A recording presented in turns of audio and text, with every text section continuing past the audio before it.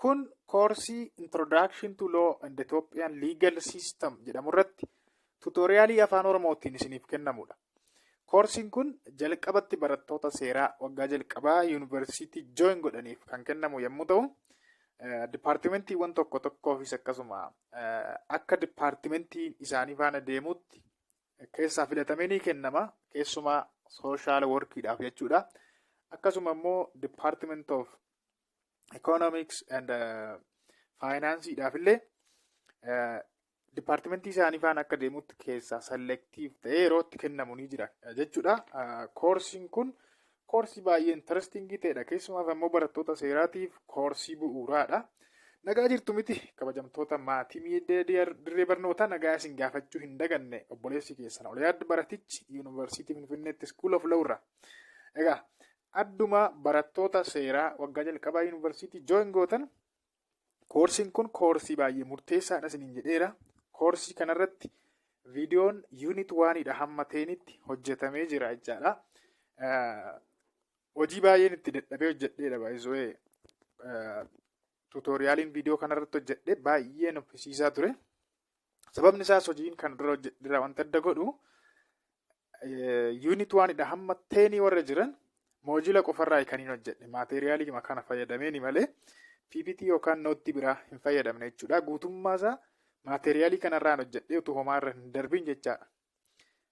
Even guutummaa isaa utuu irra hin darbin conclusionii, review questionii, glossarii irra jechuudha utuu hin hambisin viidiyoowwan walumaa gala viidiyoo 32 kan ta'an hojjedheera jechaadha. Dabalataan immoo review questionii yoo irratti dabaltan tokkoon yuunit 1dha hamma 10 viidiyoo 10 viidiyoo 42 legal vocabulary tekstiiwwan seeraa adda addaa irraa kan walitti qabees laatiin legal vocabulary walitti 170 kan ta'an listii isaanii jechuudha. Viidiyoo 2 hojjedheera isas walitti walumaa gala glossariinis gara dhumaarra ishee jirtu isa hojjedheera. Ibsa bal'aa wajjin diiteelii wajjin jechuudha malee isin just akka diishinarii ibsee ingiliffatti kan darbine vocabulariiwwan sanis gaafaniiku. So viidiyoo 45 kan ta'an Telegram group irra isiniif kaa'een jira jechaadha. So karaa sana argattu. Akkamitti akka argattan immoo dhumarran isinitti himaa jechaadha. Hamma dhumaatti nafaana ta'a. Viidiyoo kanaan outlinein hojjedha. General course outlinein isinii hojjedha jechaadha. Egaa utuu gara sanatti hin ceeni koorsiin kun koorsii baay'ee murteessaadha akkuma isiniin jedhe. Law schoolitti laayifii dabarsitaniif yoo koorsiin kun isin hin galin koorsii baay'eetu isin jala darba. Koorsii baay'eetu isin hin galu jechuudha. Barbaachisummaan isaa baay'ee olaanaadha. Keessumaa yuunit 1in koorsii juurispruudensii jedhuun wal qabata. Yoo theory of law kan jedhu ilaallaa yuunit 1 jalatti yoo theoryiiwwan sun isin hin galin juurispruudensiin isin hin galu gonkumaa jechuudha. 50% jedhamuun hin danda'ama. Juurispruudensiin isaan wal qabata yoo diippilii isin galeera ta'e jechaadha. Kanaaf fuulduratti illee exit exam principiliin as keessa jiran introduction to law haa jedhamu malee jechaadha. Baay'ee deep kan ta'anidha. Nuun koorsichuma yoo ilaaltan paartii 2 qaba. Paartiin jalqabaa introduction to law jedha. Unit 1dha hamma unit 7tti kan jiru. Paartiin lammaffaa immoo Ethiopian Legal System jedha. Unit 8, 9, 10 jecha. Unit 7 Ethiopian Legal System jedha. Kanaaf paartiitti qoonnee sirriitti diippilii hojjetameera jechuudha. Already Telegram group irra jira. Private group irra jira. Anatu addis hin godha jechaadha. Viidiyoowwan gara akkuma isin jedhee viidiyoo 32 kana jechuudha. Utuu waan biraan hin dabalatin yuunit 1dha hamma 10 irratti kan hin hojjedheedha. Sa'aatii gara sa'aatii 27 fi wayina fudhate. Walitti yoo dabalamu jechuudha. Walitti fufee jechuudha utuu irra hanqa'in utuu walitti dabale sa'aatii 27 daqiiqaa wayitaa jechuudha.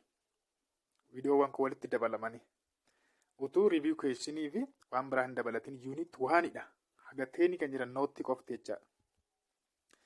So hojii baay'ee nuffisiisaa ture isiniin jechuufani isin immoo baay'ee fayyadamtu. Nuun yeroo sana namni nu gargaaru hin jiru ture. Amma immoo nama isin gargaaru argattaniittu Oliyaad Baratichi kunoo kan isiniif dhimmu kan isin jaallatu isin faana jira.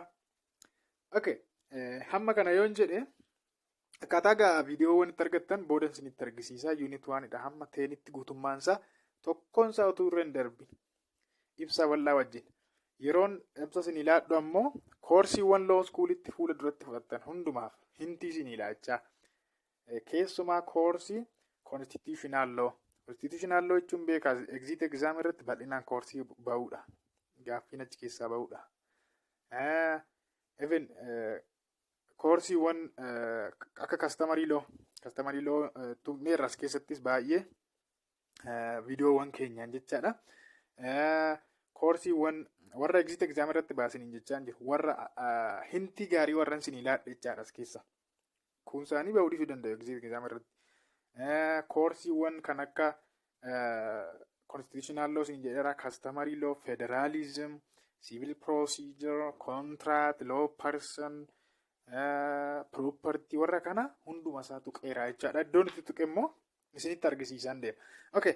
Amma kallattumaan gara course outline'itti deemna. Oliyaad baratichi isin faana tura. Isinis eessayyuu na biraan dhaqina. Na faana tura amma dhumaatti. Unit 1 jalatti kan laalle actually finneerra waan ta'eefidha hojjetamee viidiyoon outline'iin isin course outline'iin isin ilaadha jalatti overview laalla.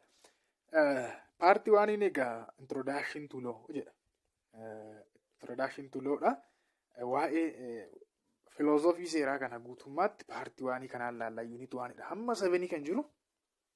Unit 1 egaa kan inni haasa'u introduction to law ta'ee unit 1 nature and the function of lawdha. Seerri maali kan jedhu amalootaa fi purpose yookaan functionii seeraa seerri maaliif akka gargaaru unit 1 jalatti cover goonee jirra jechaadha. Asalatti immoo kan nuti ilaalle definition of law, what is law kan jedhu definition irraa kaane single definition tokko seeraaf laachuun hin dandeenyu. Sababni isaas law by its nature is very dynamic, over changing dha waan ta'eef jechuudha. So no single definition. Garuu just law is a legal order tacitly or formally accepted by a society and enforced jechuun dandeenya. Seerri legal order ta'e tacitly jechaan callisaan yookaan immoo formally karaa sirna mataasaa qabuun hawaasni tokko fudhatee kan enforce godhu kan hojiirra oolchu seera jennaa. Basic features of law kan jedhu jalatti immoo toopikiiwwan baay'ee murteessaa ta'an amaloonni seeraa maali kan jedhu ilaallee jirra. Fakkeenyaaf waa sadi kaafnee jirra achi jalatti basic features of law jalatti jechaadha. Seerri generaalii akka ta'e. General in a sense both in terms of individual governed and behavior governed. Featurii lammaffaan ammoo law is normative jenne. Normativity. Seerri normii akka create godhu. Normiin ammoo sadi ta'uu danda'a. Permissive kan jennu rightiin hin jira. Directive kan jennu obligationiin hin jira. Prohibitive kan jennu negative obligationiin ni jira jechaadha. Isaan kaafnee fakkeenyaa wajjin haasofni irratti jechaadha. Sadaffaa immoo sanction ilaalleella. Sanction may be civil sanction, criminal sanction jennee bakka lamatti qoonnee isas immoo ilaalleerra jechaadha. Itti aansinee toopikii baay'ee murteessaa ta'e ammas iskoolaaronni parpasii seeraa irratti walii hin galan. Seerri maal akka ta'e, parpasii maalii akka qabu, neechariinsaa maal akka ta'e, source of law maal akka ta'e jechaadha. Sababii kanarraan tiyooriiwwan baay'ee diviloppi ta'anii jiru. Tiyooriiwwan 4 asalatti kaafnee jira. Tiyooriiwwan 4 kana gaafa sirriitti isinii gale jurispruudensii yookaan koorsii falaasama seeraa koorsii jedhamu waggaa 3ffaatti yookaan 2ffaatti fudhattu. 2ffaatti actually kan fudhatamu yeroo baay'ee keenya skeejuuliin adda kan yuunivarsiitii biraarra saniifan so skeejuul kaarikulamii siniifan erga barbaadan telegiraamarra siniifan ka'a. So tiyooriiwwan 4 kana jalatti kabar kan goone natural law tiyooriidha. Tiyooriin inni jalqaba. Egaa isaan kun seerri isiniif maali jettaniitu gaafattanii iskoolaarota yookaan hordoftoota tiyooriiwwan kanaa jechaadha. Fakkeenyaaf natural law tiyoorii yoo gaafattan law with general principle of justice ni jedhu. Natural principle of justice ni jedhu. Moralityidhaan fairnessidhaan seera walitti qabanii hiiku jechuudha. Perspektiivii saniin seera hiiku. Seera lamatu jira. Seera man-made fi naachuraal loo jira. Seerri tokko yoo naachuraal lootti hin buute seerri sun seera jedhanii warra falmanidha isaan naachuraal loo. Poozitiivistoota immoo kan akka Joon Ostiin fa'aa yoo gaafattan immoo seerri isiniif maali yoo jettanii gaafattan isaan warra poozitiivistoota kanaan bakki seerri akka warra naachuraal loo jedhan waa'ee mooraalitii waa'ee feernasii maal nu galche isteetiin sovereeniin eega baaste seerri seera siin jedhu. So vaaliditii kan argatu seerri kan ta'e poozitiiv loochaan seera poozitiiv seera kaa'amedha siin jedhu. Warra maarkisistii kana saankishinii waa'ee saankishinii irratti waan baay'ee jedhaniiru poozitiivistoonni saankishinii irratti muchuu jedhu. Yoo saankishiniin hin jiraanne yoo biyyi seera baastee akka ati seera eegduuf yoo seera eegde yoo seera sana cabsite yoo duuba gortees hin garaftu ta'e suni seera miti jedhu. Maarkisistoonni ammoo warri akka Maarkas Faanti what is law for you jettaniin seera jechuun instrument of exploitationidha. Utuu private property hin jiru ta'e seera wanti jedhamu hin jiru siin jedhu. Steetis ta'e seerri communal stage irratti hin jiru. Isaanis bal'inaan laalleerra jecha. Warra riyaalistoota kana ammoo yoo gaafattan seerri maali isiniif yoo jettaniin aboona dhiisi. Seerri maal akka ta'e ammasitti himuu hin danda'u.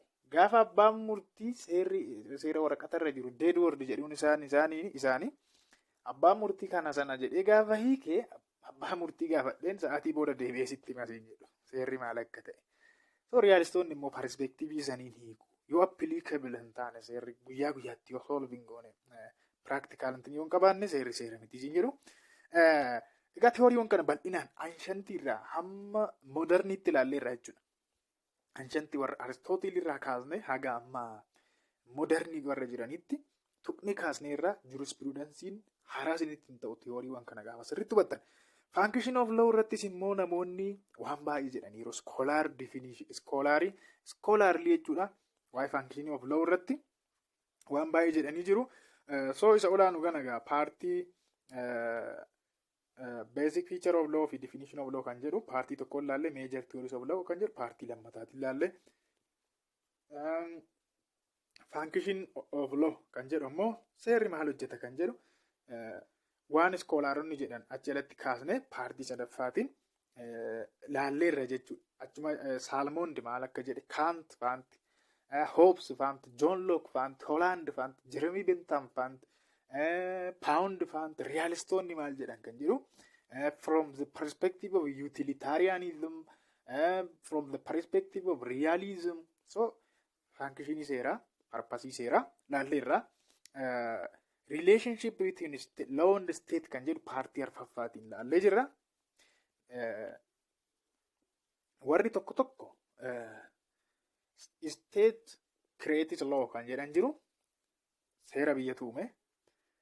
Law precedes state kan jedhu ni jiru seerri biyya dura ture kan jedhan jechaadha. Tokko immoo law and state are the two faces of the same coin. Seerri fi biyyi fuula lamaan saantima tokkooti kan jedhanis ni jiru. Isaanis asalatti paartii arfaffaatiin ilaalleerra jechaadha. Okay. Legal norm and non-legal norms jennee ammoo compare and contrast goone maaltu tokko isaan godha. Both create norm. What is norm kan jedhu. Norm is an standard accepted by society and used to judge something against that. Difference isaanii ilaallee jira. In terms of scope, sanction, binding nature, individual versus socialism, structure isaanii, motive versus externalism, duty and versus duty and right. Akkatti difference isaanis ilaalleerra jechuudha listi goone paartii afuriin. Paartii shanaffaatiin immoo kan laalle paartii jahaan finne walumaa gala onnaa kana yuunitii tokko kana dheeraa ture gara sa'aatii 5 fi walakkaa fudhate walii galaan jechuudhaan walitti dabalame. Paartii shanaffaatiin immoo major legal systems in the world sirna seeraa addunyaa kanaa sirna seeraa gurguddoo lama major kan ta'an minor kan ta'an akkuma jiranitti ta'e Anglo American legal system jechaan common law legal system fi Civil law legal system yookaan immoo continental legal system kaafnee bal'inaan structure isaanii feature isaanii ilaalleerra jecha. Legal system jechuun maalidha? Sirna seeraa jechuun maal jechuudha? Okay. Common law fi civil law legal system compare and contrast goones ilaallee jirra. In terms of their beginning, their nurture, their spirit, their language, their makers, their their structure, fact finding process, precedent jennee sirriitti bal'inaan compare and contrast goone paartii ja'affaatiin ilaallee jirra. Paartii jahan xumurre sa'aatii 5 fi walakkaa nu fudhate jechuudha. Unit 1. Unit 2 immoo kan inni haasa'u sources of law dha. Maddoota seeraati jechaadha. Maddoota seeraa what is sources of law? Perspektiivii sadiin kaasnee ilaallee jirra. Maddoota seeraa yoo jennu kallattii sadiin hiikuu akka dandeenyu. Formal jechaan validity, binding nature, will of state, manifestation of state. Lammaffaan ammoo literary source, beekumsi seeraa eessaa argama waan jedhu. Sadi ammoo material source, contentiin seeraa eessaa waraabama kan jedhu. Akkatti meaning isaa laallee jirra jechaadha jalatti. Material sources ammoo seerri eessaa contentii isaa waraabbata kan jedhu jalaa kastamii laallee jirra aadaa. Isa kana paartii jalqabaatiin laallee. Isa kana ammoo kastamii kana ammoo paartii lamaffaatiin laallee jirra. Amantaa musliimaa kaasuudhaan kan kiristaanaa kaasuudhaan waa'ee fithaa nagast kaasuudhaan paartii sadaffaatiin fithaa nagast yookaan immoo seera mootii jechuudha. Haqa mootii jechaadha. Justice of king. The federal constitution as source of laws immoo laallee jirra. Federal constitution as source of law. Heera jechaadha. Heera akka madda seerotaa akka ta'e legislations yookaan seera tumtuudhaan bahan court decisions immoo paartii takka laallee ishee kan dhumar court decisionii fi formal source of law kan jedhu paartii tokkoon laallee isa gara dhumaatirra paartii afuriin finne unit 2 kana jecha. Court decisioniin biyyoota common law keessatti keessumaa jechaadha akkamitti akka madda seeraa ta'u source of law ta'uu danda'u. Doctrine of state decisions laallee jirra common law keessatti. Itoophiyaa keessatti immoo court decisioniin amma akka common lawtti presidentiidha. Itoophiyaa keessa immoo presidentiin hin jiru. So court decisioniin tokko akka source of lawtti tajaajiluudhaaf fakkeenya ulaagaan inni guutuu qabu jennee tarreessinee laallee jirra. Fakkeenyaaf Federal Supreme Court Cassation Division yookaan dhaddacha jibbaataa mana murtii waliigalaa federaalaatiin kan murtaa'e ta'uu qaba tokko. Lammaffaan immoo judge must not less than 5 abbootii murtii 5 gadi ta'uu akka hin qabne. Egaa manni murtii federaalaa Supreme Courtiin kun divisionii 3 qaba. Divisionii jalqabaa first instanceedha. Inni lammaffaan appealeetidha. Inni sadaffaan immoo cassationidha. So sadarkaa jalqabaatti kan laaluun jira. Oliyyannoodhaan kan laaluun qaba. Dhaddacha jibbaataatiin kan laaluun qaba. Concerning barbaachisaa kan ta'e immoo inni sadaffaan akka source of law tajaajiluudhaaf concerning interpretation of the law not making the law jennee kaasnee ilaallee jirra jechaadha bal'ina. Formal source of law the law kan jedhus paartii marfaffaa jalatti ilaallee ajalatti formal in a sense law elements of formal law source of law ilaallee jirra. Validity isaa argata seerri. Binding authority isaa manifestation of state, will of state. So concept of formal source amma kana jennee achiin ammoo element of source of law kaasnee sovereignty, competent authority jechaadha. Procedural validity, substantive validity ilaallee irraa jechaadha. So unit 2 paartii afuriin xumurre sa'aatii 2 fi walakkaa fudhate jechaadha. Unit 2 ammoo baay'ee barbaachisaa kan ta'ee fi asuma hintii isinii kennuudhaaf unit 2 immoo kan isin gargaaru. Unit 2 koorsii customary law jedhamuun fudhattu. Isaaf baay'ee isin gargaara. Constitutional lawdhaaf illee isin gargaara. Unit 3 jalatti classification of lawdha kan laalle. Ramaddii seeraa kaataagorii adda addaatti seerota qoonne ilaalle jechuudha. Unit 3 jalatti importance of classification ilaallee jirra. Classification jechuun maal jechuudha mataa isaatiin kan jedhu ilaallee jirra. Akkasuma gaafa kana based on akkaataa afuriin qoonnee jirra seera. Based on the interest protected by that law jenne public versus private law tti qoonnee jirra. Based on scope of applicability irratti hundoofne ammoo international law versus national law ilaallee jirra. Substantive fi procedural lawttis immoo nature law sana irratti hundoofne immoo seerota akkatti qooduu akka dandeenyu immoo tuqnee jirra. Achumaan civil fi criminal law illee gara dhumaarra qoonni seera akkatti civil versus criminal law jennee jechuudha. Asalatti koorsii walloo iskuulitti fudhattan tokko tokkoof asumaan hinti isinii kenneen jira. Unit 3 jalattis fakkeenyaaf koorsii akka evidence law, civil procedure law, criminal procedural law warra akkasiitiif amma tokko hinti isinii kenneera jechaadha. Wal isin barsiiseera koorsiiwwan saniini. Paartiima tokkoon kan gudunfine unit 3. Paartii tokkoon gudunfine gabaabduu waan taateef baay'ee interesting unitidha isheenis. Sa'aatii tokkoo fi gara daqiiqaa 10 nutti fudhatte unit 3 kuni. Okay. Gara unit 4tti dhufneera. Unit 4 jalatti mata duree baay'ee interesting ta'ee fi baay'ee bal'aa ta'edha. Unit 4 challenging unity ture. Asalatti toopikii lama gurguddaadha. Unity lama fakkaata mataa isaatti. The making and repeal of laws. Toopikii jedhudha kan laalle unit 4 jalatti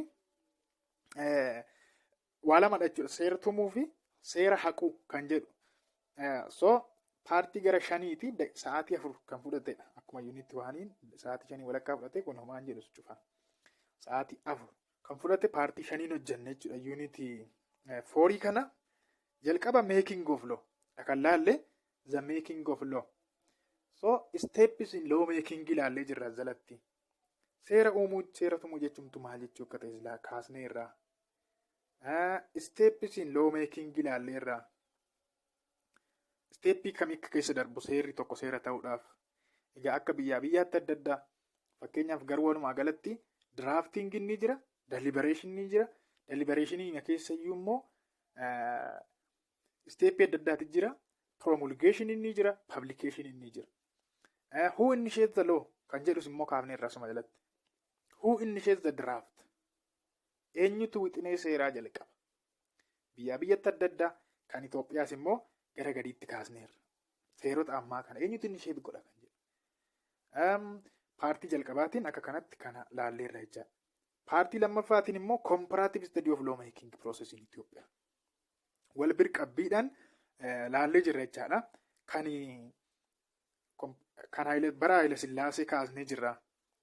Haile Sillaasee jechaan kan 1955 sana jechaadha. 1955 rivaasitii sana jechaadha. Form of law maal ture? Order warri jedhaman, proclamation warri jedhaman, decree warri jedhaman. Isaan kun legal notice warri jedhaman, major warri ta'anidha isaanii. Minor form of law warri ta'an immoo general notice warri jedhaman, notice warri jedhaman. Isaan waa'ee nagaariitti gaazexaa kaafne ilaalleerra jechaadha. Primary legislation warri jedhaman, secondary legislation warri jedhaman. Who was the source of law kan jedhus kaafne ilaalleerra jechaadha. Achumaan immoo dargi dhiira bara dargi seera akkamitti tumama kan jedhu. Proclamation the only primary source antini turani legislation turani kongresiidhaan bara antini jechuudha. PDR kana dargumayyuu bakka lamatti qoonnee ilaalle. Bara yeroo piimaakii bara gara jalqabaa sanii fi kongiresii immoo bara PDRE National Shango versus Congress. So akkasitti ilaalleerra bara kana National Shangoodha actually. Bara kana PDRE piimaakiidha kongiresii. Okay. Who initiates the law? Bara dargi. Eenyutu jalqabsiisa? Okay. Kan jedhu proclamation fakkeenyaaf bara dargii keessa PDR jalatti PDR keessatti naashinaal shangoon proclamation akka baasu decree eenyutu baasa Council of Stateedha moo pirezidaantiidha moo special decree eenyutu baasa special presidential decree eenyutu baasa waan jedhu kaasnee ilaalleerra jechuudha. Akkasumas paartii baay'ee murteessaa fi constitutional law'dhaaf kan sin gargaaru law making in the president Itoophiyaa kan jedhu federaalizimiidhaan illee kan sin gargaaru yeroo ammaa kana Itoophiyaa keessatti seerri akkamitti uumama eenyutu seera baasa eenyutu initiate godha waan jedhus ajalatti kaasnee ilaallee jirra. Who initiated the law? The speaker, House of Federation, moo eenyu kan jedhu waan baay'ee kaasnee ajalattis mari'annee jirra. Steepii akkamii keessa darba kan jedhu fakkeenyaaf drafting ni jira, deliberation ni jira. Deliberation iyyuu mataa isaatti multiple processii qaba. Gara koree adda addaatti darbaa achi dhaqa gara spiikariitti as deebi'aatti second reading ni jira. Saniin booda promulgation ni jira. Dhumarra publication ni jira. So akkasitti ilaalle jechuudha. Unit 4 making of law paartii sadiin kan dhume. Paartii arfaffaatiin repeal of law eegallee jirra. Eegallee hojjannee irra. Repeal of law seera haquu jechuun maal akka ta'e general concept isaa kaasnee jirra. Seera haquu jechuun maal jechuudha? Type of repeal kaasnee jirra. Bal'inaan mari'annee irra. Gosoota repeal, express repeal, seerri tokko ifaan ifatti seera haquu jechuun maal jechuudha? Implied repeal or tacit repeal. Karaa implied ta'een callisaan akkasumatti garuu seerri akkaataan itti haqamu ni jira. Isas kaasnee mari'annee jirra jechaadha. Akkasuma immoo isa kana ittiin tokkoon laalle. Paartii tokkoon laallee jirra. Paartii arfaffaatiin jechuudha. Already paartii sadiin making ilaalle. Paartii arfaffaatiin repealii fi type of repeal ilaalle. Effects of repeal paartii arfaffaatiin shanaffaatiin laalleerra. Paartii shanaffaatiin. Repeal of law paartii arfaffaatiin isa kana immoo effects of repeal paartii shanaffaatiin. Akkasuma expiry of law repeal by consequence of expiry, repeal by temporary statute, nullification of law, disuse of law. Akka kanatti ilaallee irraa jechuudha. Expiry of law jalatti fakkeenyaaf consequence of expiry maal akka ta'e, maal akka hordofsiisu seerri tokko temporary statutein tokko yoo yeroon irra darbe. Difference between expiry and repeal. Fakkeenyaaf consequence of expiry jalatti legal proceeding under expired statutein maal akka ta'u. Expiry does not make the statute dead for all purpose akka ta'e. Repeal by temporary statute. Disuse of law. Seera tokko tuutti fayyadamuu dhiisne. Akkanumatti taa'e maal ta'a? Kan jedhu kaasnee paartii shaniin finne jechuudha. Paartii shaniin xumurree jirra. Unit 4 sa'aatii 4 kan fudhatedha. Unit 5. Unit 5 hierarchy of law. Hierarchy of lawdha. Gulantaalee seeraati kan laalle asalatti. Hierarchy of law unitary form of Itoophiyaa jalatti jechuun bara Dargii fi bara Haayila Sillaasee maal akka fakkaatu kaasnee haasofnee jirra. Bal'inaan achirraan ammoo keessumaa jalatti bara Haayila Sillaasee hierarchy jechuun maal jechuudha kan jedhu mataasaa. Definition of hierarchy. Definition of hierarchy jechaan gulantaa seeraa jechuun maal jechuudha? Bara Haayila Sillaasee hierarchiin seeraa maal akka fakkaata ture? Maal akka fakkaatu? Unitary form yoo jennu Haayila Sillaasee fi Dargii jechuu keenya actually. Bara kana 90 bara Haayila Sillaaseeti. Kun immoo bara Dargii. Gulantaan isaanii maal akka fakkaatu? Constitution, proclamation. Warri kun seera unit darbe keessatti kabar warri goone kun seeronni kun eessa taa'u? Decree of emergency warri jennu.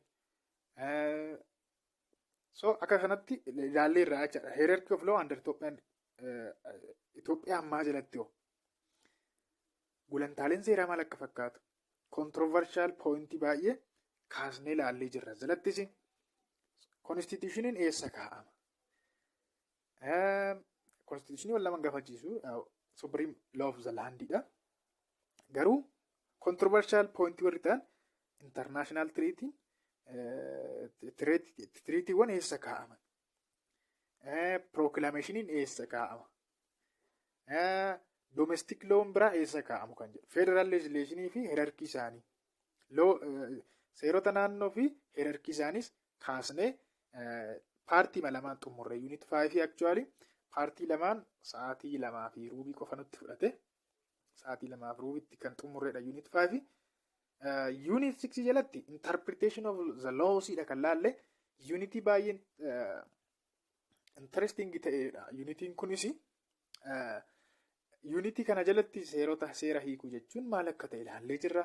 Unit 6 jalatti what is interpretation of the law kan jedhu general concept isa ilaallee irra jechaadha. Types of interpretation ilaallee irra gosoota interpretation grammatical and logical interpretation kaasnee jirra. Types of interpretation based on who interprets the law. Eenyutu seera hiika kan jedhu irratti hundoofnee ammoo iddoo adda addaatti qoonneen gosoota interpretation ilaallee jirra jechuudha. In general kun jalatti jecha. Fakkeenyaaf doctrinal interpretation ilaallee jirra. Books, lecture, article waan akkasii. Judicial interpretation ilaallee jirra. Interpretation by judge. Legislative interpretation ilaallee jirra. Interpretation by lawmaker.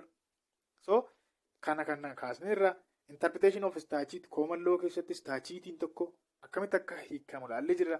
What is statute? Statute jechuun maal jechuu akka ta'e ilaallee jirra. Tool for statutory interpretation jennee immoo canon of construction kaasnee ilaallee jirra. Legislative history kaasnee ilaallee jirra. So party 2dhaan jechuudha ishee kan. Party 2dhaan. Interpretation of statute kan jettu kan. Okay. Party 3dhaan immoo constitutional interpretation ilaalle. Constitutionaliin egaa constitutioniin akkuma seera kamuu hin hiikamu cal jedhame. So seera hiikuu fi constitution hiikuun tokko miti. Heera hiikuu fi seera hiikuun jechuudha. So qaama addaa barbaachisa. Paartii sadaffaatiin isas ilaallee jirra. Comparative study'dhaan Ameerikaa keessatti, Jarman keessatti, Itoophiyaa keessatti. Keessumaa kan nu fayyadu immoo kan Itoophiyaa. Heera eenyutu hiika Itoophiyaa keessatti kan jedhu. Validity seerotaa eenyutu check godha kan jedhu.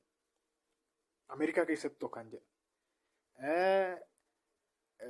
Heera constitution heera biyya keenya keewwata 62 fi 82 illee kaasnee jirra. Waa'ee House of Federation kaasnee jirra. Waa'ee Council of Constitutional Inquiry kaasnee bal'inaan kan itti mari'annedha jechuudha. Unit 6 kana irratti. Achumaan ammoo rules or technique of statutory interpretation. Keessumaa common law kana keessatti statute tokko eenyutu ruulii akkamiitiin akka hiikan ilaallee jirra. Bal'inaan interesting party kan ta'e achi jalatti fakkeenyaaf golden rule kaasnee haasofneerra asumaalatti jecha. Ejusdem generis rule, waa'ee mischief rule, waa'ee logical interpretation, waa'ee liberal interpretation, waa'ee historical interpretation, waa'ee general rule of interpretation kaasnee paartii arfaffaatiin ilaalleerra jecha. Achumaan ammoo paartii shanaffaatiin fi kan dhumaatiin kan nu ilaalle rule of interpretation in general ishee kana ilaalleerra gara oliitti rule of interpretation in Itoophiyaa ilaalle jechuudha dhumarra. Rule of interpretation in Itoophiyaa in generaliin kun warruma aga 8 isaanii statute kan akkamitti akka inni teeknikii jecha gara 8 isaanii achuma jalattidha kan laalle. Rule of interpretation in Itoophiyaa jalatti ammoo Itoophiyaa keessatti immoo seera akkamitti teeknika akkamitiin akka seera hiiknu analojiidhaan Itoophiyaa keessatti kiliiridha yoo ta'e seerri tokko akkamitti akka hiikamu waa'ee grammatical and logical interpretation kaasnee jirra. Not clearidha yoo ta'e not clear in a sense lack of clarity yoo ta'e lack of clarity due to what? Due to maybe ambiguity ta'uu danda'a. Vagueness achilatti waa'ee contextual interpretation kaasneerra. Lack of clarity due to intention of the legislature yoo ta'e intention of the legislature is not clear yoo ta'e. Achilatti immoo historical and mischief rule kaasneerra. Total silence yoo ta'e achilatti immoo reasonable decision waa'ee kana kaasneerra. Akkasumas immoo previous decision waan kanas laalleerra partial silence yoo ta'e achilatti immoo logical interpretation kaasneerra yoo inconsistency hin jiraate kan jedhu. So partially majalattu principally baay'ee famous taate principally expressio unis exclusion alteris principally jedhamu kaasneerra. Inconsistency jalatti immoo principally wan baay'ee murteessaa ta'an hierarchy kaasneerra waa'ee hierarchy waa'ee effective date kaasneerra isuma wal qabsiisnee ammoo exposterior derogate priori or principally jedhamtu kaasneerra nature of the law general versus special achuma jalatti immoo lex special derogate generalis principally jedhamtu kaasnee jirra. Akka kanatti paartii shaniin xumurreerra jedha unit 6. Unit 6 sa'aatii 4 nutti fudhate. Interesting unit ture. Law schoolitti laayifii dabarsitaniif murteessaa kan ta'edha. Unit 7 jalatti juridical actidha kan laalle. Asalatti immoo gochoota bu'aa seeraa hordofsiisan jennee hiika isaaniirraa kaanee importansii isaanii itti daballee akkasuma immoo koorsiiwwan tokkollee galagalchinee irraa jechaadha. Keessumaa law of persony, succession, law of succession, law of contract, property law warra kana civil code keessaa provisionii wan tokko dubbisuudhaan ilaalleerra jechaadha. Definitionii fi importansii isaanii jalatti paartii waaniidhaan. Paartii tuudhaan immoo waa'ee general theory ti kan laalle. General theory and classification dha kan laalle. Paartii waanii keessatti baay'ee volitional act warra jennuun kanneen akka juridical act, material act, quasi juridical act jennee tarreessinee laalleerra adda baasne jechaadha. Okay, asalatti immoo paartii tuudhaan general theory and classification juridical act kan jedhu kana jalatti immoo juridical act kana classify goonee iddoo adda addaatti. Fakkeenyaaf theory masaanii jalatti number of wills united in that act. Who is party kan jedhu. What is consent kan jedhu. Classification jalatti ammoo iddoo adda addaatti qoonne. Unilateral versus bilateral. Inter vivos versus mortis causa. Onerous versus gratuitous. Obligatory versus real. Promissory versus dispositive. Causal versus abstract jennee akka kanatti ilaalleerra jechuudha paartii tuudhaan. Paartii siriidhaan rules common to all types of juridical act dha kan laalle jalatti actually prerequisite dha kan laalle irratti xiyyeeffannoon keenya moduula keessarrallee kan jiru isumadha. Prerequisite for the validity of juridical act. Juridical act yookaan gochi seera hordofsiisu tokko valid ta'uudha yookaan sirrummaa isaatiif hallureewwan guutamuu qaban jennee halluree 6 yoo xiqqaate kaafnee ilaalleerra. Fakkeenyaaf warra akka capacity kaasneerra achuma jalatti immoo general fi special capacity kaasneerra. Special capacity jalatti immoo waa'ee insanity, minority, married women, civil daisy kaasnee haasofneerra. Gaafa kana goonu law of contract, law of person, succession law fi property haasofneerra tuqne jechaadha. Paartii afuriin actually kan finne relative effect of juridical act ammoo paartii arfaffaatiin laalle. Paartii san jalatti ammoo waa'ee intin ilaalleerra effektii akkamii akka geessisu juridical actiin effektii akkamii bu'aa akkamii hordofsiisa kan jedhu principally baay'ee famous taate jechuudha. Res inter alios acta alis nequiu prodisi nequiu nocere potest general principle hin qabnu isheedha. Maal jechuu akka ta'e ilaalleerra jechuudha. Representationii kaafneerra waa'ee right and duty kaafnee jirra theory faana element of legal right jennee kan akka wilii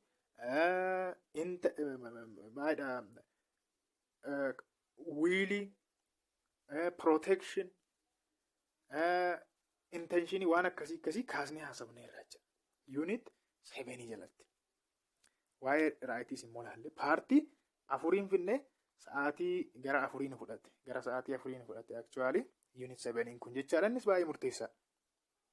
Paartii waani dhagaanni amma 7 kan jiru. 2dha hamma 8 kan sorry 8dha hamma 10 kan jiru ammoo Ethiopian legal system kan jedhu paartii lammaffaadhaan dhiyaate. Inni kun actually qorumsa irratti waan bahu miti. Yuunivarsiitii baay'eetti jechuudha. Nu bira dabalatee qorumsa irratti waan bahu miti. Garuu beekumsaaf sin gargaara. Keessumaa koorsii akka constitutional law, customary law dha. Keessattuu unit 10 fi 9 18 customary law dhaaf baay'ee sin gargaara jechuudha. Unit 9 immoo actually overview dha kan hojjenne garuu tiniidhaaf sin gargaara inni unit 9 constitutional law dhaaf baay'ee sin gargaara. Unit 8 egaa kan laalle unit 8 jalatti legal framework in Itoophiyaa dha. Caasaan sirna seeraa Itoophiyaa maal akka fakkaatu kaasnee haasofnee irra jechaadha. Azalatti kan akka Afrikaa waliigala general survey of common feature in African legal tradition keessatti survey waliigalaa isaa laallee jirra. Amaloota akkamii akka qaban keessumaa egaa koorsiin kun legal history dhaaf illee sin gargaara. Koorsii legal history jedhamu yookaan legal thought nu biratti amma legal thought baranne nu legal history baranne. Azalatti egaa keessumaa customary law dhaaf konseptii sin barbaachistu konseptii waa'ee pluralism legal pluralism kaasnee jirra. General survey of common feature in African tradition kan jedhu jalattis immoo Afrikaa in general fi Itoophiyaa in particular seeronni customary law maal akka fakkaatan waa'ee customer ancestral customii faa kaasnee haasofnee jirra. Maaltu tokko isaan godha kan jedhu illee kaasnee jirra. Legal pluralism kaasnee jirra. Actually paartii lamaan kan fidne unit 8 kana paartii lamaan fidne sa'aatii 1 fi daqiiqaa 45 nutti fudhate waliigala isaaf xumuruudhaaf. Unit 8 legal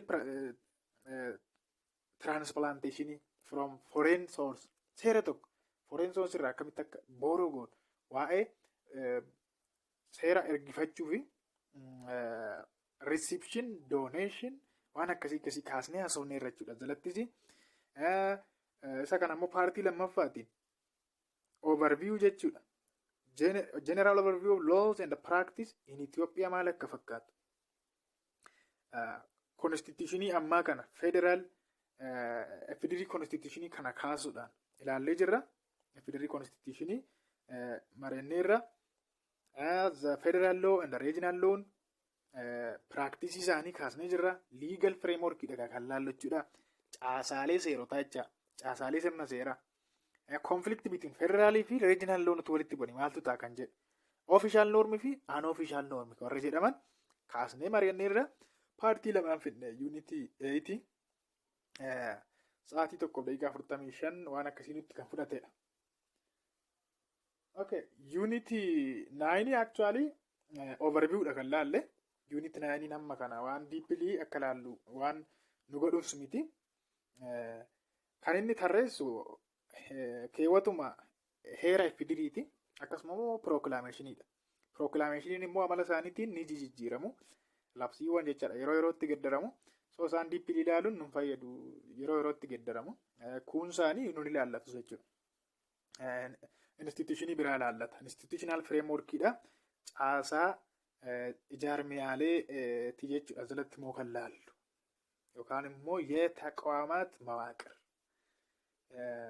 overview isaati jechuudha. Heera ifidirii proclamations regulations isaan jalatti kan kaani structure of federal institution and their responsibility kaasnee jirra jalatti. Jalatti ka state departments warra jennu kanneen akka sadan jechuudha. Organ of state yookaan immoo state department kan jennu legislature kaasnee jirra. Federal legislature. Jalatti immoo House of People Representative kaasnee jirra. Article 55 heera ifidirii keewwata 55 keewwata xiqqaa tokko amma 19 responsibility functioning isaanii maal akka ta'e kaasnee jirra. Even House of Federation kaasnee jirra. House of Federation kaasnee jirra. Termiin isaanii kan House of Federation ta'e kan House of People Representative termii hammamiitiif kan jedhu kaasnee jirra. Achuma jalatti immoo devolution of the house diigamuusaa maalii kan hunda kaasnee irraa jechaadha. Overviewdha garuu kan laalle. Overviewdha kan laalle keewwata 61 kaasnee jirra waa'ee member of House of Federation kan jedhu. Waa'ee constitutional inquiry illee asumaalatti mention goonee jirra. House of Federation jalatti. Okay, intini lammaffaan egaa legislaturein state departmentii jalqabaadha. Judicial orgaaniin state departmentii lammaffaadha. Executive orgaaniin state departmentii sadaffaadha. Qaama seera baaftu tumtu, qaama seera raawwachiiftu hiiktuu fi qaama seera raawwachiiftu. Tokko tokkoon akka kanatti ilaalleerra. Overview isaatti kan laalle artikiliiwwan akka 78 kaasnee irraa 79 kaasnee jirra. Jajjiin tokko abbaa murtiin tokko hojii isaa irraa ari'amuuf maal ta'uu akka qabu salphaatti akkamitti ari'ama waan jedhu disciplinary kaasnee illness waan akkasii mari'anneerra. Artikilii 82 irree structure of council of constitutional inquiry kaasnee irra akkuma isin jedhee artikilii 84 waa'ee power and function of constitutional inquiry kaasnee jirra. Artikilii 54 number of people mara marii bakka mootummataa miseensota 550 akka qabu. Kana achilatti mari'annee jechaadha. Paartii tokkoon kan finne actually unity 9 irra baay'ee hin turre overview isaati waan ta'eef daqiiqaa 41 overview isinii kenneen jira. Karaan siin qabsiise jechuudha. Maaliif wanta achilatti tarra'an proclamationiiwwan keessumaa yeroo yerootti gaddaramu waan ta'eef jecha. Itti aansinees immoo state institutions ilaallee jirra. Jaarmiyaalee immoo sadarkaa naannootti jiran state counciliin sadarkaa naannootti qaama seera tumtuuti. State courtiin immoo qaama seera hiiktuuti. Warri kun immoo warra seera raawwachiisanidha. Isaan kunniin jechuudha regional justice bureau maaliin state police state prison commissioneridha. Komishinii poolisii naannoo mana sirreessaa maalii kana kaasnee conflict of power of the federal state fi regional gidduutti walitti bu'iinsa aangoo uumame hoo akkamitti furama kan jedhu kaasnee administration of justice in Itoophiyaa hir'ina maalii illee akka qabu bulchiinsi haqummaa Itoophiyaa keessatti jecha. Well, unity 10 jalatti immoo traditional mechanism of dispute resolution in Ethiopia kan jedhudha. Kan cover goone unit 10 egaa koorsii customary lawdhaaf baay'ee kan isin gargaarudha. Customary lawn haaraa isinitti hin ta'u akkuma bakka annaa kana bar koorsii kana gaafa ilaallu koorsii tokko qofa miti kan laallee kanan jedheef kanaaf koorsii yoo xiqqaate koorsii 3-4dha. Hinti bal'aaf isin ilaalladha jechuudha. Keessumaa customary lawn constitutional law maaliin haaraa isinitti hin ta'u bakka. Sirritti na caqasnaan sirritti isinii gallaan jechuudha. So koorsii tokko qofa jettanii yaadina. Introduction to law Ethiopian legal system jedhama malee inni mataa isaa introduction to law miti. Tuqee irra bakka inni darbu nu deeply ilaallee irra jechuun ni danda'ama. Egaa duraan unit 1 dhama 5 hojjedheen ture YouTube irratti PPT fayyadame. Yeroo wayii jechaadha. Garuu qorumsaaf yoo ta'e ala PPT sun baay'ee waan isin gargaartu miti. Yeroo sanis immoo fresh lawyeriin ture yeroo gaala baradhu maal baradhuudha kan inni hojjedhe. Tutoriaalii isaan jechuudha. Garuu namni kumaatamni ilaalee ture. Qulqullinaan immoo PPT irra beekumsaaf akka isiniif ta'u jedhee moojila maateriyaalii fayyadameeti kan inni hojjedhe viidiyoowwan hammaa kana jechaadha. So warra duraanii haqeera YouTube irra walumaa gala isaanii haaraan hojjedhe akka haaratti. Akka unit 10 jalatti kan laalle egaa traditional coexistence mechanism of dispute resolution in Ethiopia dha kan laalle. Coexistence yoo jennu warra modernii yookaan formaalii wajjin walii wajjin akkamitti akka jiraatan. Achuma jalatti immoo waa'ee customary law kaasnee jirra. Mari'annee irra bal'inaanii general concept of ADR kan immoo dispute resolution alternative dispute resolution mechanism jechuun maal akka ta'e. Maqaa masaarra alternative yoo filannoodha. So mana murtiitti geessurra karaa biraa filachuu. Achuma jalatti immoo types of ADR toopikii jedhu jalatti overview isaanii jecha negotiation, mediation, conciliation, arbitration kaasnee ilaalleerra.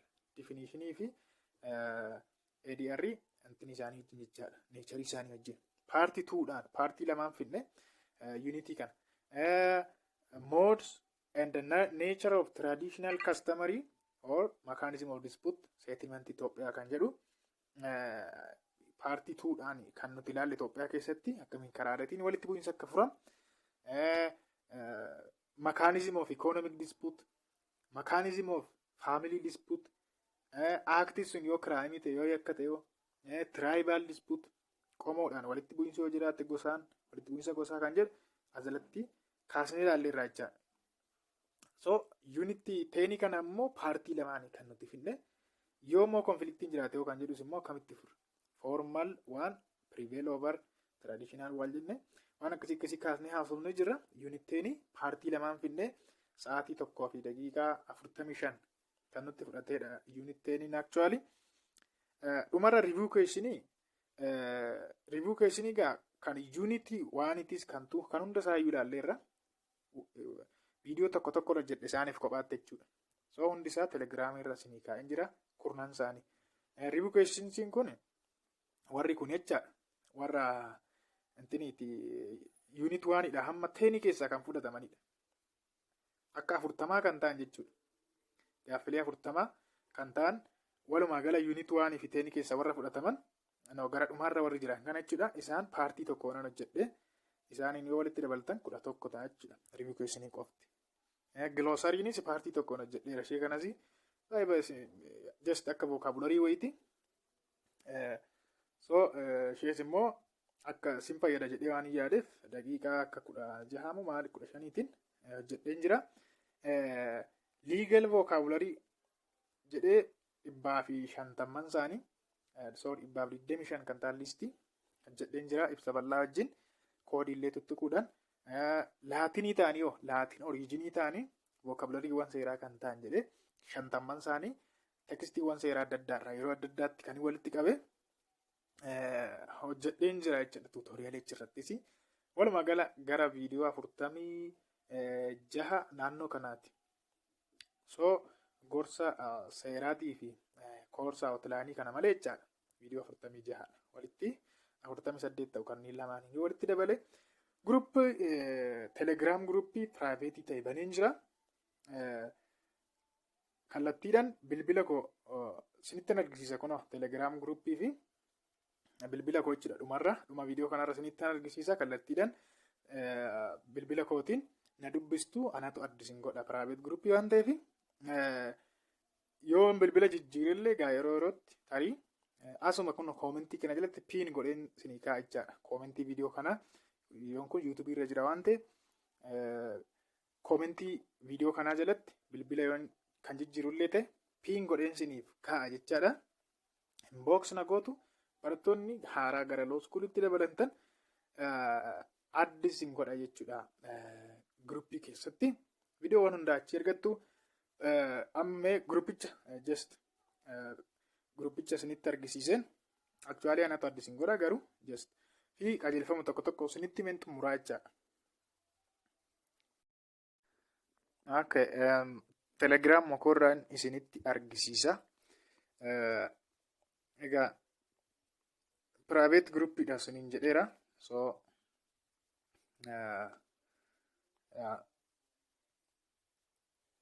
kun asirra raachaadha wanti nu hojjenne hundu unit 1dha hamma 10 kan jiru kana fakkaata jechuudha. Unit 1 akkuma sinin jedhe paartii 6 kan xumurre unit 1 paartii 6 xumurre nature and definition of law kan jedhu sources of law kan jedhu unit 2 ammoo paartii 4 xumurre jechaadha. Unit 3 ammoo paartii tokkoon xumurre gabaabduudha. Classification of law unit paartii tokkoon finne sa'aatii tokko waa'ee kan fudhatedha. Unit 4 paartii 5 kan xumurredha. Paartii 5 xumurre unit 4 law making and repeal of law jechuudha. Achiin unit 5 paartii lamaanii kan finne hierarchy of law jechaadha. Hierarchy of law unit 5 paartii lamaan finne interpretation of the law paartii unit 6 jecha paartii 5 finne unit 7 paartii 4 xumurre paartii 4 kan xumurre unit 8 paartii lamaan finne unit 9 full tutorialidha paartiin tokkoon finne overview dha jechuudha framework of legal institution Itoophiyaa kan jedhu unit 10 ammoo paartii lamaan finne akka kanatti viidiyoo 32 ta'a jechuudha kuni viidiyoowwan 32 sa'aatii 27 kan fudhatanidha isaan kophaa isaaniitti jechuudha viidiyoon 32 kun unit 1dha hamma 10 kan jiran viidiyoowwan hojii nama hojjedhe kana hojii duraanirraa wanta adda godhu warra duraanii PPT irraa PowerPoint irraa kan hin hojjedhe baay'ee isaanii warra kana ammoo Mozilla irraan hojjedhe akkasuma ammoo qulqullinni sagaleellee maayikiraafoonii fayyadamee waan hin hojjedheef qulqullina sagalee rakkoo hin qabu fuul iskiriinii dhalleedha jechuudha iskiriinii guutuudhaan kan hin waraabe bilbila keessanis ta'e kompiitara keessaniin yommuu laaltan viizibiliidha baay'ee isin rakkisu achiin itti aansinee riiviyuu kweeshiniidha kan laalle riiviyuu kweeshinii tokkoon yuunitii irratti yuunit 1dha hamma 10 kan jiru ilaallee jirra deebii isaanii wajjin jechuudha riiviyuu kweeshiniin kun filannoo ni qaba true false ni qaba akkasuma diskashinii illee ni qaba tokkoon isaanii daqiiqaa 10 hamma 15 kan fudhatedha kana gidduuttidha kan xumurre warra diskashinii overview isaaniitti grasp goone deeply keessa gabuune ilaalle filannoo fi true false deebisne jechaadha warra sanas immoo grasp goone waan unit darbe keessatti baranne hundumaa yaadannaa jechaadha akkasanitti baay'ee barbaachisoodha ammoo review questioniin kun waan unit keessatti isiniin galle as keessatti isinii galuu danda'a diskashinii keessatti keessumaa jechuudha so isaanis caqasaadha 10 jechuudha isaan kun unit 1dha hamma 10 tokkoon isaanii kophaatti kan hin hojjedhe qo'annaaf akka isin hin rakkifnetti kun tartiibumaan kaa'e viidiyoo hunda isaaniitu viidiyoo 46 asirra kan jiru kunneen bifa faayiliitiin ergee asirratti kwaalitii akkan hirrifneefani so isaan kun tokkoon unitiitiif 10 kun riiviyuu kweeshiniin ammoo unit 1dha hamma 10 keessaa warri bahan duuba Mozilla keessanii ni jiru gaaffileen 41 jechuudha true false matchingii fi choiceedha isaaniifis deebii wajjin teechifneerra kunniin hunduu viidiyoodha warri gadii kun faayilaan waan hin ergeefi glossarii gara dhumaatti akkas hojjedheen jira legal vocabulary jedhe ishee kana tekstiiwwan seeraa yeroo adda addaatti warri walitti qabedha tekstiiwwan seeraarraa jechaadha vocabulary legal vocabulary 225 akkasuma madda isaanii laatinii ta'e ergifannaadhaan kan itti fayyadamnu jechoota laatinii tekstiiwwan seeraarraa kan walitti qabedha 50 kun immoo jechuudha walitti 171 ta'u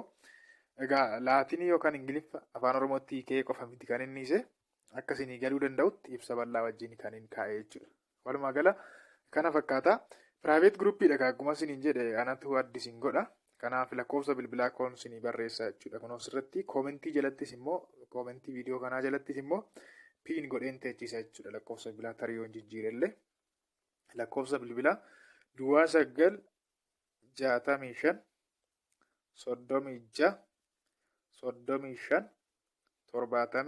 73 yookaan 9 19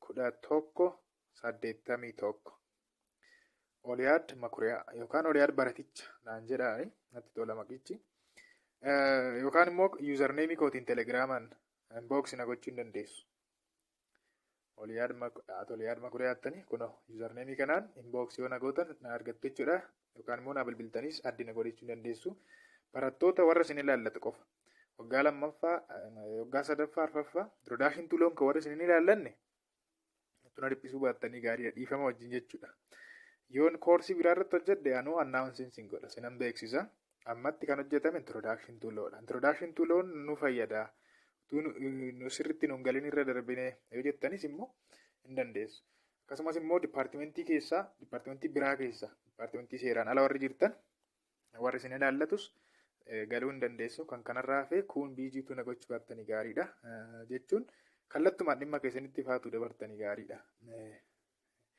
Gorsaa fi waan odeeffannoo seeraa wal qabatu kunoo yuutuubii irra isinii kaa'ee jiraanu jechuudha. Kan kanarraaf immoo koomentii jalanaa kaa'aa malee tokkoon namaa keessummeessuun yaada kaa'aa imaajin natti ulfaata jechuudha. Biizii ta'uu danda'a dhiifama wajjin jechuudha. Walumaa galatti kanumadha. Obboleessa keessan Oliyaad Baratichadha Yuunivarsiitii Finfinneetti School of Law irra baay'ee isin jaalladha, baay'een isiniif yaada isiniif dhimma ulfaadhaadha. Asirratti wanta abdeet ta'e yoo jiraate asumarra guruppii irra kaa'a. Akkasuma immoo guruppiin ittiin bulmaata qaba. Ittiin bulmaata illee asumarra isinii kaa'a jechuudha.